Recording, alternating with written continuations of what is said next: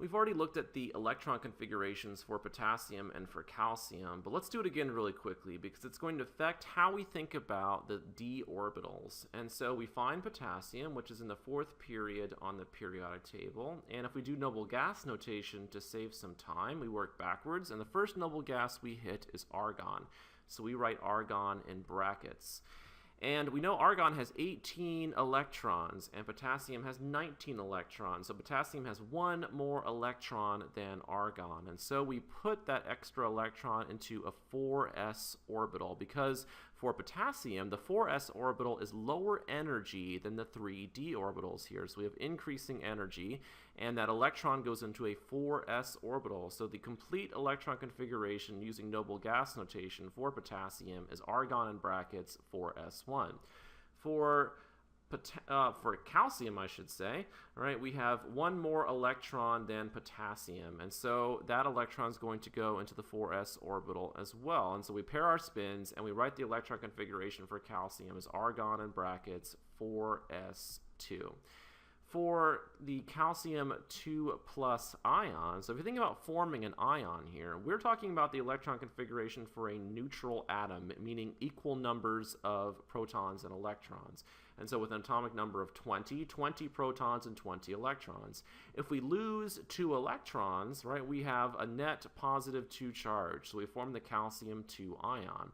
The 2 electrons that we would lose to form the calcium 2 plus ion, right, are these, right, these 2 electrons right here in the 4s orbital. And so the electron configuration for calcium 2 plus would be the same as the electron configuration for the noble gas argon here. All right, so for potassium, once we accounted for argon, right, we had 1 electron to think about. For calcium, once we accounted for argon, we had 2 electrons to think about. And so if we go to the next element on the periodic table, that's scandium, right? That's 1 more electron than calcium, so we'd have 3 electrons to worry about once we put argon in here like that. And this is where things get weird. Right, so now we have to think about the d orbitals, and once again, things are very complicated once you hit scandium because the energies change. So when you hit scandium, even though these are very small energy differences, now the energy of the 4s orbital is actually higher than the energy of the 3d orbitals, and so we're talking about, once again, increasing energy, and so that's pretty weird. All right, so if you think about these 3 electrons, right, where are we going to put them? Well, your first guess, if you understand these energy differences, might be, okay, well, I'm going to follow Hund's rule. I'm going to put those electrons in the lowest energy level possible here, and I'm going to not pair my spins, and so I'm going to write my electron configuration like that for scandium. And so you might think it would be argon 3d3. But that's not what we observe for the electron configuration for scandium. So actually, 2 of these electrons actually move up to the higher energy orbital. So 2 of those electrons move up to the 4s orbital here like that. And so the electron configuration turns out to be 4s2 3d1. So it's actually 4s2 3d1, or if you prefer, 3d1 4s2, once again with argon in front of it, so either one of these is acceptable. And so this is weird, like why do those 2 electrons go to an orbital of higher energy? There's no simple explanation for this, right? So even though it might be higher in energy for those 2 electrons, it must not be higher energy overall for the entire scandium atom. And so there are many other factors to consider, so things like increasing nuclear charge, right? So that scandium has an extra proton compared to calcium.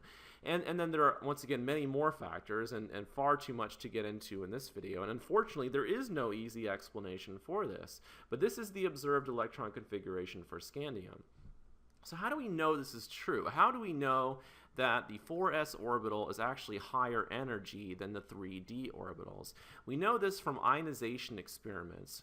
For example, if you form the scandium plus 1 ion, the electron configuration for the scandium plus 1 ion, so we're losing an electron from a neutral scandium atom, this turns out to be argon 4s1 3d1, or once again you could write argon 3d1 4s1. So where did we lose that electron to form our ion? We lost that electron from the 4s orbital, right? We had 4s2 here, and here we have 4s1. So we lost this electron. And that only makes sense if the 4s orbital is the highest in energy, because when you lose an electron for ionization, you lose the electron that's highest in energy. That's the one that's easiest to remove to form the ion. And so the 4s orbital is actually higher in energy than the 3d orbitals.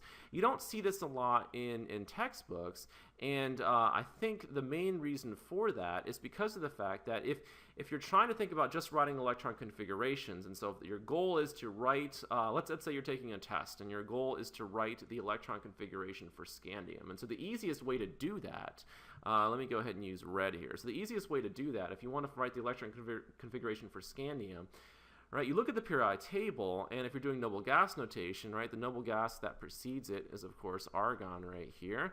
And so that takes care of the argon portion. And then looking at the periodic table, you would say, oh, this could be 4s1, 4s2, 3d1.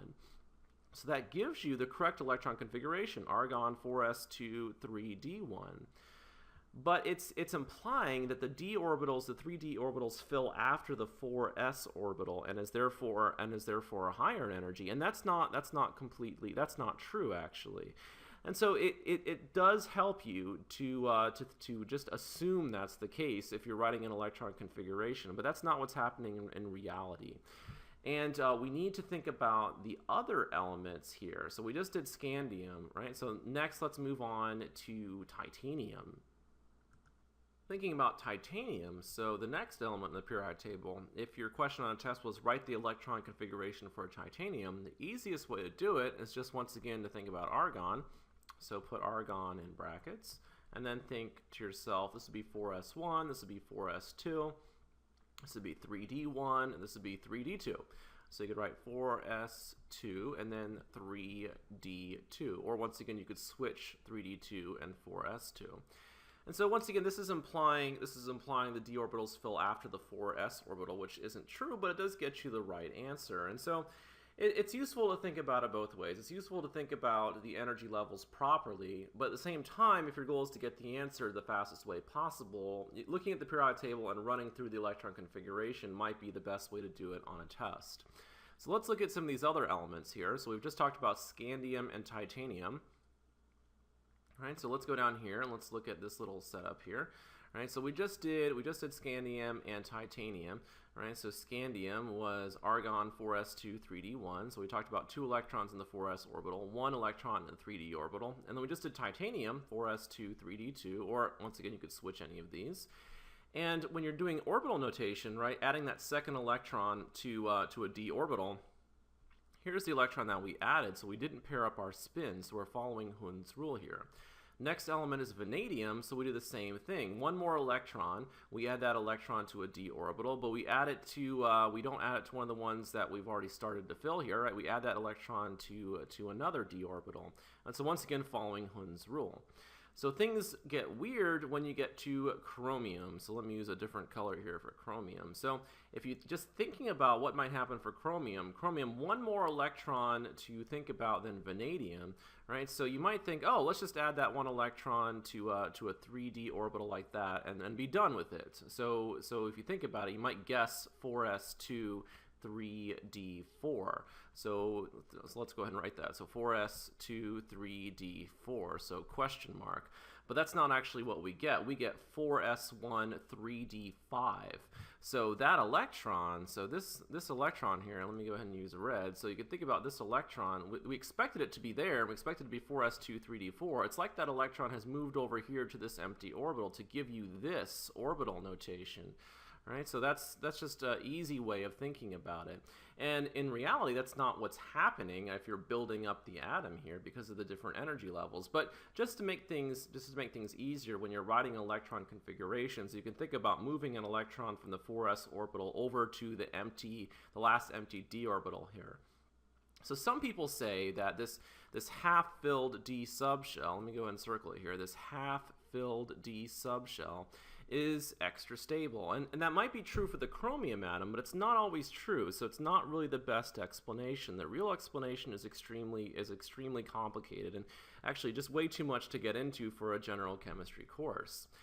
So Next element is manganese, right? Let me go ahead and stick with blue here. So manganese, one more electron than chromium here. So chromium, we had 6 electrons here. Manganese, we need to worry about 7 electrons.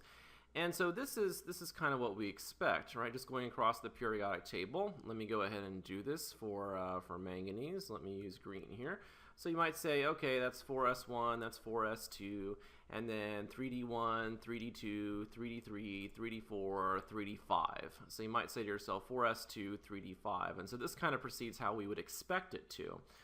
All right, and the same thing with iron. So 4s2, 3d6. All right, so that takes care of iron. And once again, now you can start to pair up your spins, right? So we've seen that in earlier electron configurations. Next, cobalt, one more electron to worry about, right? So 4s2, 3d7 makes sense, and you can see here would be the electron that we added, and we paired up our spins again. Nickel, same trend, right? So we add one more electron, 3d8, so that makes sense. Here's the electron that we added. And once again, we get a weird one, right? So when we get to copper, all right, so copper, you might think, so let me use red for copper, so we know copper is red. So if we think about it, we're adding one more electron. So if we took the electron configuration here for nickel, we added one more electron. You might guess that would be the orbital notation for copper.